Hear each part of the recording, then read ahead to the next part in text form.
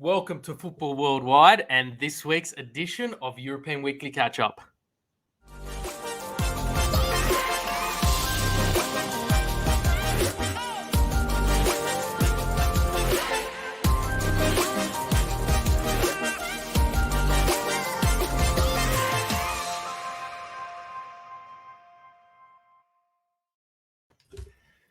Good morning, good afternoon, good evening, and welcome back to Football Worldwide. And yes, I am back after a couple of weeks off. Thank you, Bruno, for holding the reins down.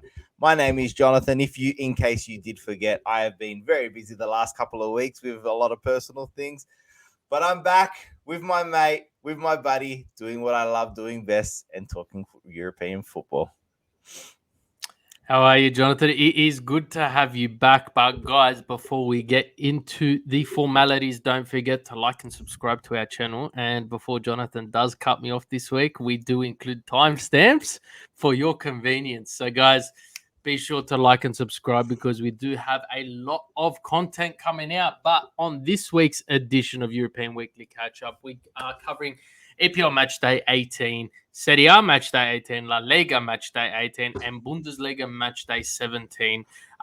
Just to report, there were no fixtures in the Ligue 1 this week as they were playing the French Cup. So there's that one there, and we will have ones to watch as well. So without further ado, Jonathan, let's head straight into the English Premier League. 100%, mate. Go for it. So, as always, we will get into the English Premier League. But before I pull it up this week, we will be only having the table up because only 4 fixtures were played due to COVID hitting the league quite hard. So, I'll put the table up quickly so we can have a quick squeeze of that as I go through the results. Leeds, after losing 7-0 to Manchester City, they conceded 4 and lost 4-1 to Arsenal. Manchester City put 4 past Newcastle. The Wolves and Chelsea shared the spoils in what was a 0-0 draw, and Tottenham and Liverpool, Tottenham held Liverpool at bay in what was a 2-2 draw. But, Jonathan, since the last time you're on the podcast, this table's changed such a fair bit. Chelsea's dropped from first to third. City's gone to first. Liverpool's moved up to third. And Arsenal, second, yes. And Arsenal, they're fourth. Yeah. But bear in mind, there's a couple of teams on 16, 15, and 17 games. So they are temporarily in fourth. But would you have said Arsenal to be in fourth at this point of the season after the start they had? I remember the first couple of weeks. Arteta was your pick to be first manager sacked. And here we are. They're 18 match days in and they're still going. They've started to find some form. They've been going okay. They've honestly been going all right. They had a good result over the weekend, and in all seriousness, credit to them. And it looks like they finally got their defense back to where it needs to be, and not leaking as many goals as what they once were. So well done, Arteta.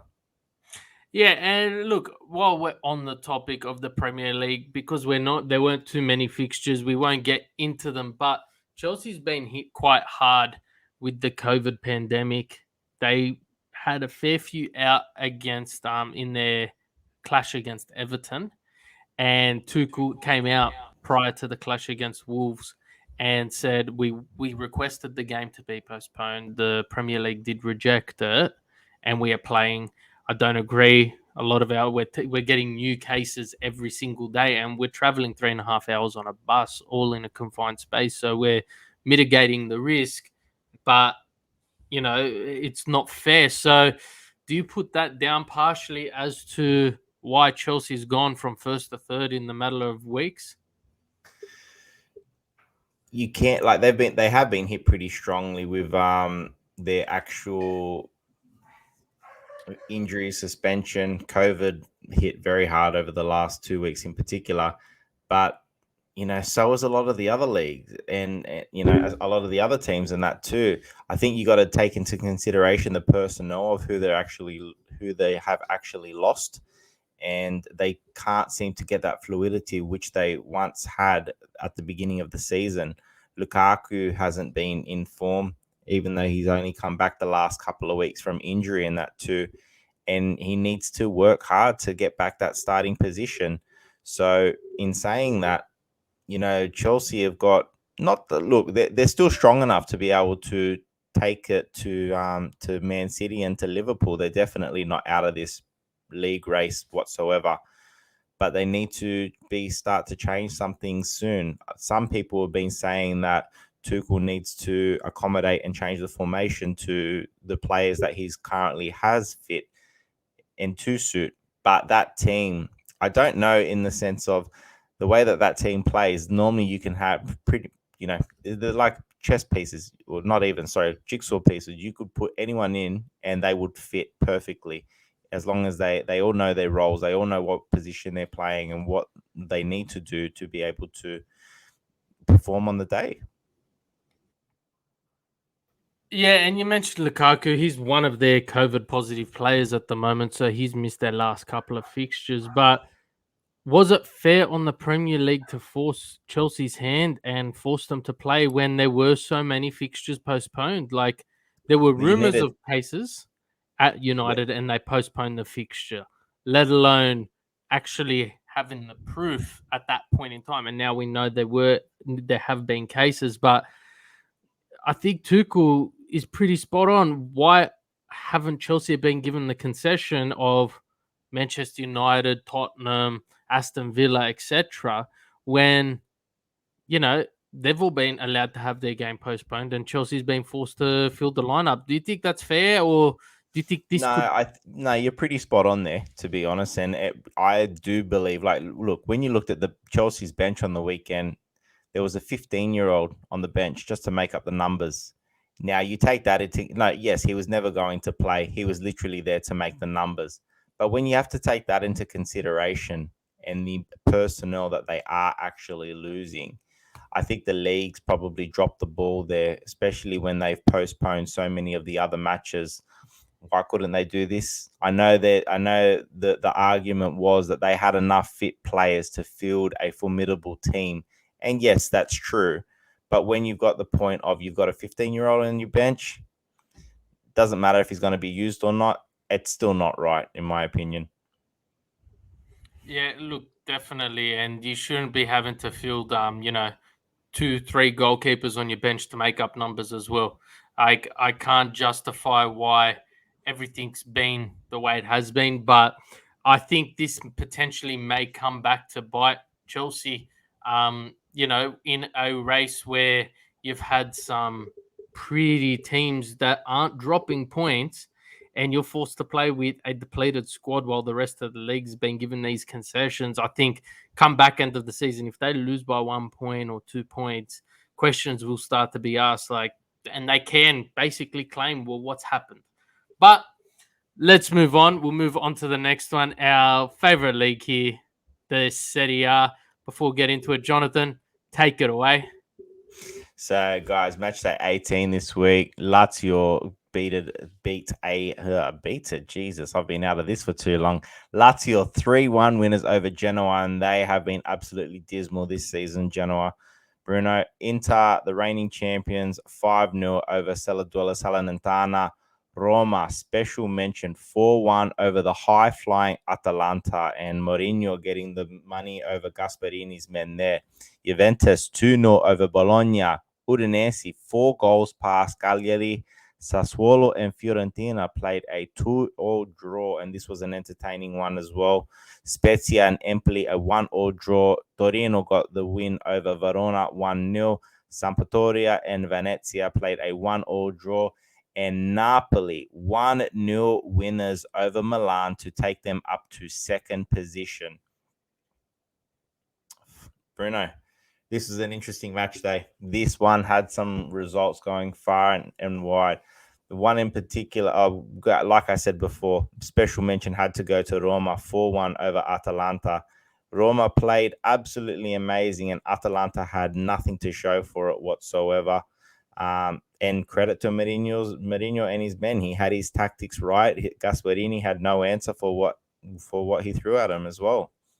Yeah, look, they opened the scoring after a minute with Tammy Abraham, so you really knew that they were on the front foot. But Mourinho, he has criticized the team he's got. He said, "Look, I've got starting 11, and that's about it." But he has reformed the way they've played, and they're picking up the pieces, and they're getting the results they need. And then you look at you call it the top of the table clash 3 weeks ago. Napoli first, Milan second, but second taking on third place there. And Napoli started the week in third, ended in second.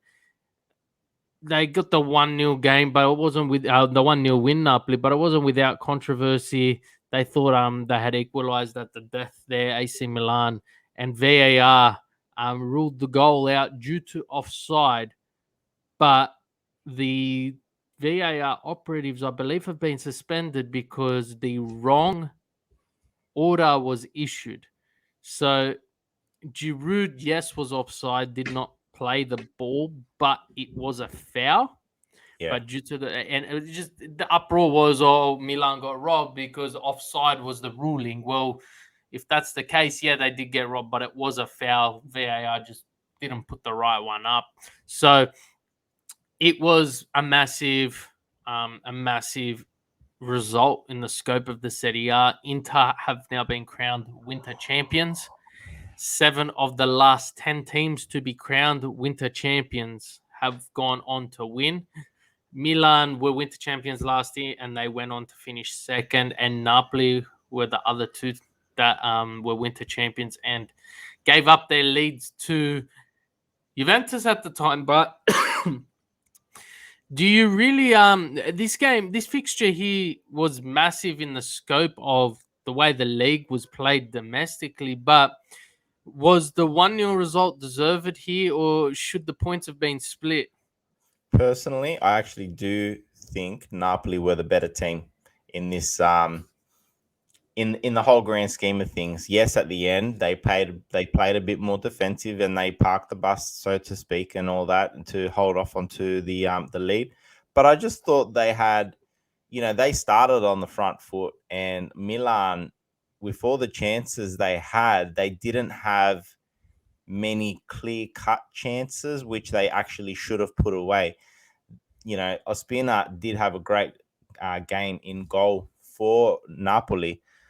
But in saying that as well, Ibrahimovic and Giroud did not penetrate the goal well enough to be able to get the a goal, and then nevertheless get a draw or even a win. So no, I think Napoli were deserved winners for this game. Milan have been unlucky previously, but look, and we've had the same problem with Inter as well. You don't take your chances, you get punished for it, and it shows more when it's a 1-0 result, obviously. So yeah, like I said, Napoli were deservedly winners for my mind. So we are one fixture away from halfway of the season, with already 18 games being played. Inter stretched their lead to 4 points 4 points. after 18 games. And we also have between 4th and 5th, it's a 6-point gap, 37 for Atalanta and 31 for Roma. So my question to you before we move on to the next league is, has the top 4 been decided?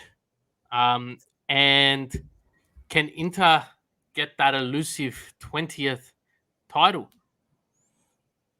Yes, to Inter getting the 20th title. I just think the momentum and the way that Inter are playing at the moment, Chanaloglu in midfield, and just Dzeko, Martinez combining well. Sanchez even's been having a good couple of games when he's been starting as well. Brozovic, the team's been unreal. Then you've got the defense has been rock solid. I think that's been 5 games in a row now without conceding a goal, clean sheets in the league. So that just goes to show how rock solid that defense is, and defense wins championships. The top 4 being decided, yeah, there's 6 points between 4th and 5th. I don't know if I still think Juventus can make a bit of a charge. Fiorentina have been absolutely amazing with Vlahovic up front and putting goals in for fun. look, it'll be interesting. At the moment, you might say it's pretty solid, but I still got an inkling feeling that Napoli are going to drop a few more games just from what we know with their manager dropping points come December and then going into the early stages of the year. So, and who knows with Milan? They've been good so far, but are they starting to falter? They look like they might have a bit of problems in up front and in midfield, and missing Kaja out back, and with African Cup coming up as well, they're going to miss a couple of players as well. So who knows how that's going to hurt those two teams as well. So it'll be interesting to see what happens come the later stages of the season. Well, you're looking at 20 games remaining, 60 points in the offing. So on paper, anyone can still win the title. So it's really, anyone's game. But the way the teams have been playing, you're really looking at a very competitive and long season for those top teams, because I can't see it ending much earlier than what it did last season, where Inter claimed victory with 4 games to go, I believe. So, look, we're looking at a very competitive league and one of the most competitive in Europe, which has blown out a bit in the last couple of weeks, but I do see that bridge closing again at some point. So, let's move on to the next league, Jonathan, the La Liga. So I will throw it to you to run us through match day 18 results. Match day 18. Thank you, Bruno. Celta Vigo got a 3-1 win over Espanyol. Raul Vallecano 2-0 win over Alvarez, which actually pushed them into 4th spot, Bruno. Remember, just coming up from the 2nd division this season, so they are flying since Raul Falcao has come back into the squad. Villarreal 3-1 over Real Sociedad, and Villarreal starting to find a bit of form again as well. Barcelona left it late after going 2-0 up over Elche with a 3-2 win over Elche. Sevilla 2-1 and 2 strong over Atletico Madrid, dropping points once again. And Atletico have got some definite problems there, Bruno. Granada 4-1 over Mallorca. Athletic Club 3-2 over Real Betis. Getafe 1-0 over Osasuna. Real Madrid held at bay 2 years in a row with Cadiz 0-0 draw there, and Levante 4-3 over Valencia. Bruno, this was another very interesting match day. That's definitely goes to show, looking at the results there. The one in particular, obviously, we need to make mention. The young kids of Barcelona making Xavi proud. Pedri, I can't remember the other names now off the top of my head, but mate, these guys, and Gaviria and thank you, mate. Gutaglia. They had an got it. Fati as well, so they had an absolute cracker of a game, and they left it late. Look, they're looking good in attack, bit shaky in defense still. They've really got some problems there. Sergio Busquets is starting to show his age, to be honest. He's still got the touch to be able to put a ball through, but geez, he can get found in defense sometimes as well. And the Elche did well to come back and make it 2-2. But Barcelona were too strong there, and hopefully Xavi's starting to get those boys playing how he needs them to. Yeah, look, no one expected Xavi to come into the squad and perform miracles overnight. Aguero held his press conference earlier last week where he announced his retirement due to cardiac issues. And he didn't really speak. Everyone knew what he was there for, and he just broke down. But in the meantime, he's picked up an ambassador role for Manchester City, so he's still going to be involved in the world game, just not in a playing capacity. But they've really picked up and pace. Just as Manchester City have unveiled a statue of him with that famous, after he scored that famous goal to win the Premier League a few years back. So that was a beautiful gesture as well. Yeah, definitely. And look, it was just okay. Aguero didn't play many games at Barcelona, but he was pivotal in that dressing room. He was pivotal on that field, and he had some fantastic performances, albeit they were quite limited. But overall, I really do think this squad does need some time to build, and Xavi is the one to lead them, especially in this rebuilding phase. They do play Sevilla in a midweek clash in a catch-up fixture from earlier this year. That was postponed due to international break and the South American players not getting back in time. So they do have a chance to state their claim and, really make a strong push for the top four. But overall, I don't see them causing many threats. They've got a nice run in the Europa now, so they could get some silverware there. It's not expected, but at the same time, it's just good to see this Barcelona team pulling some results. But they are, and you said it, their defense is leaking goals. They were up 3-0 a couple of match days ago and they drew 3, or they got 2 early goals in this fixture. They were up 2-0 before 20 minutes. Yeah, 18 And, minutes. Yep. and then they relied on an 85th minute goal.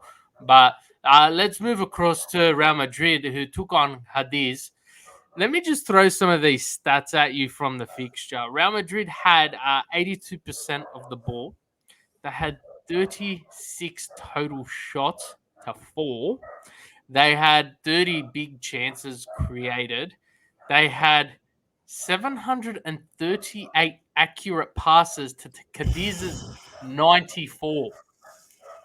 94. 13 corners, but out of the 36 shots, 9 of them were on target. Yeah. And, you're looking at 20%.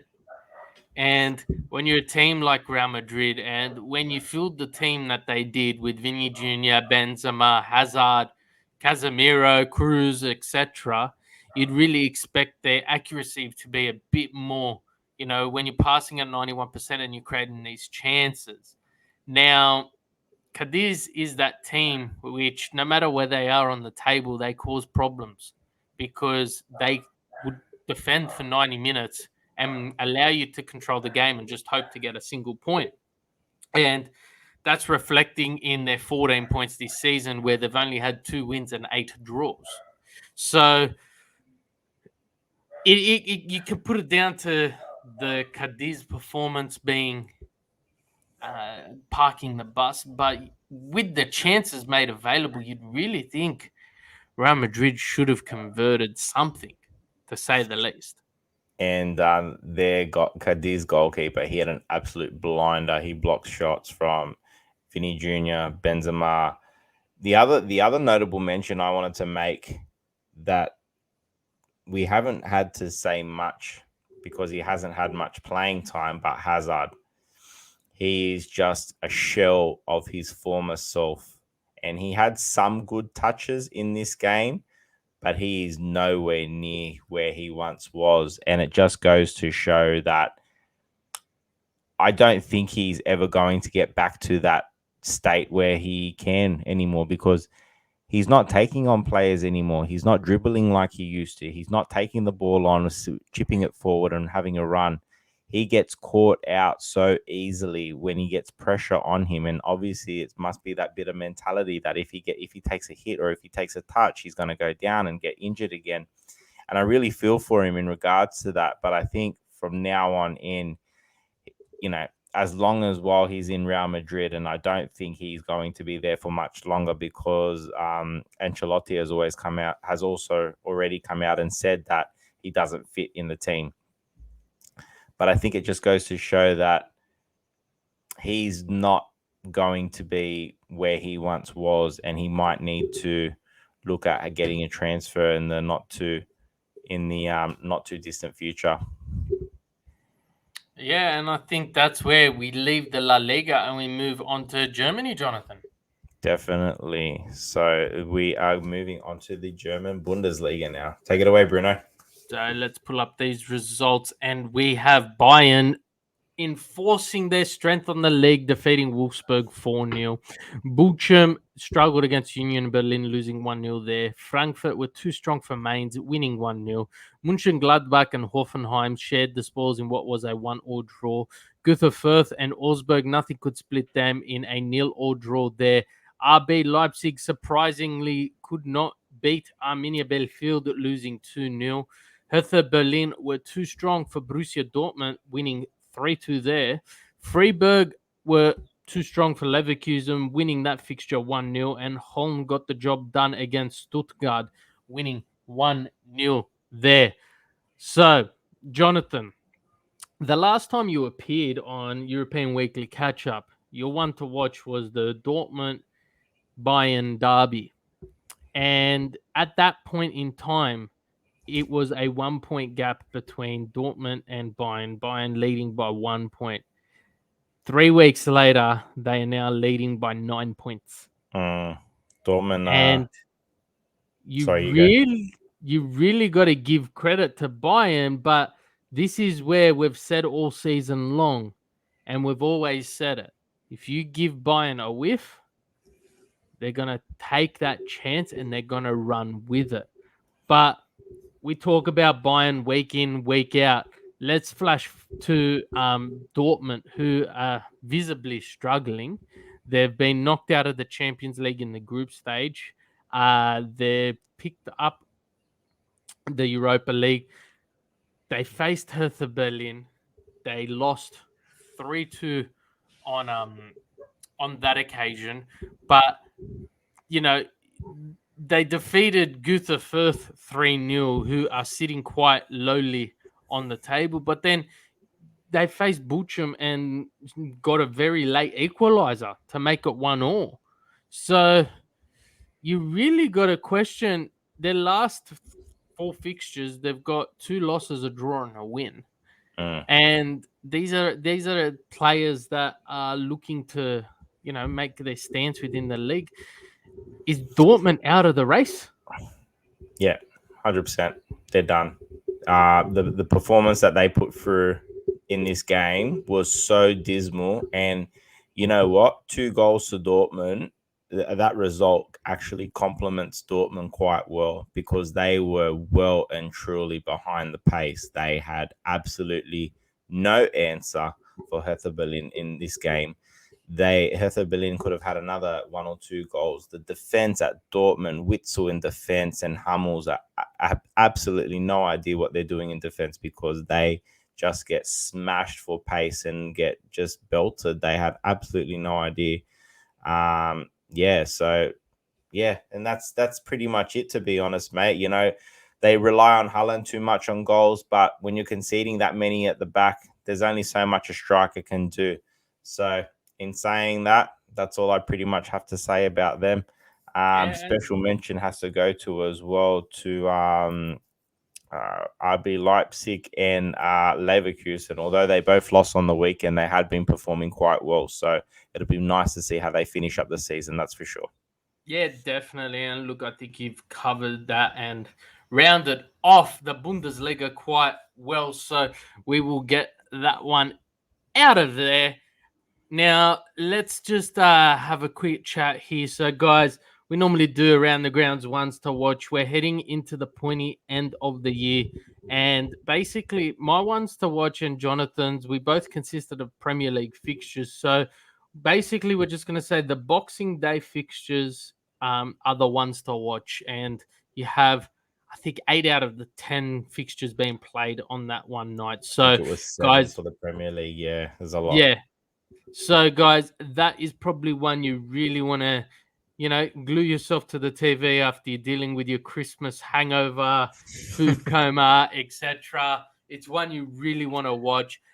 There will be, and guys, just remember, we will have a transfer window opening on the 1st of January. So expect some bold moves, but don't expect such big moves. That's all we're getting at the moment. Clubs don't have a lot to spend, but the Newcastle, they really want to get some players to get them out of the relegation zone.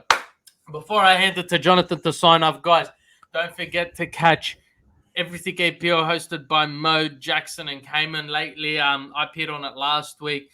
SerieA Roundtable. Anth always does a great job with his guests from a group of clubs there. European Weekly Catch Up with Jonathan and myself. We will have a couple of conversation starters to send out to.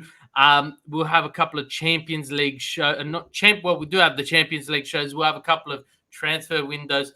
Anthony had couple of special guests during this match day in the Serie A where they did a live watch along. There was a Milan fan and a Napoli fan. It was fantastic content. They had great conversation and chats throughout. So keep an eye out for those ones. We normally put the notification of that around 12 hours prior to the fixture commencing. But from myself, have a fantastic festive period, guys. Stay safe.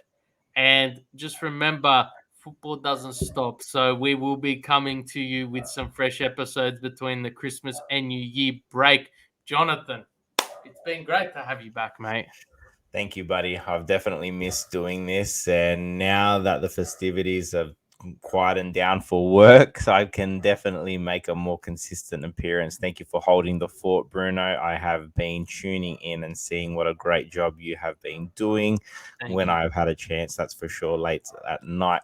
But, guys, from all of us here at Football Worldwide, wishing you a very happy and safe Merry Christmas. And we will definitely catch up with you in the not too distant future. And enjoy your football, everyone. And yeah, don't forget to like and subscribe. See you guys. See ya.